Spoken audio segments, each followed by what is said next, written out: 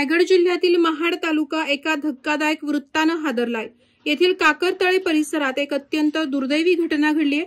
या घटनेत 20 वर्ष तरुणीचा दुर्दैवी अंत झाल्याची माहिती समोर आली आहे। रिया किशोर चौधरी असं या तरुणीचं नाव असून ती महाड शहरातील काकरतळे परिसरातील समर्थ रामदास सहकारी गृहनिर्माण सोसायटी या 4 मजली इमारतीत आपल्या कुटुंबासोबत राहत होती।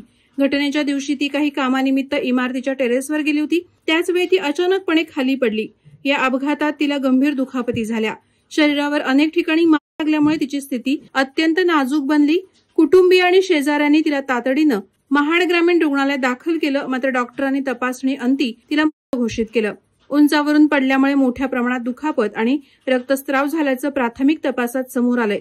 वैद्यकीय अधिकाऱ्यांच्या अहवालाची प्रतीक्षा सुरू असून रियासोबत नेमकं काय घडलं याबाबत अधिकृत माहिती येणं बाकी आहे। मात्र या घटनेनं संपूर्ण परिसरात हळहळ व्यक्त केली जात आहे। वादळवारा लाईव्हसाठी न्यूज ब्युरो, महाड। नवी मुंबई व रायगड जिल्ह्यातील ताज्या बातम्या आणि घडामोडींसाठी सबस्क्राईब करा वादळवारा लाईव्ह चॅनल आणि दाबा बेल आयकॉन।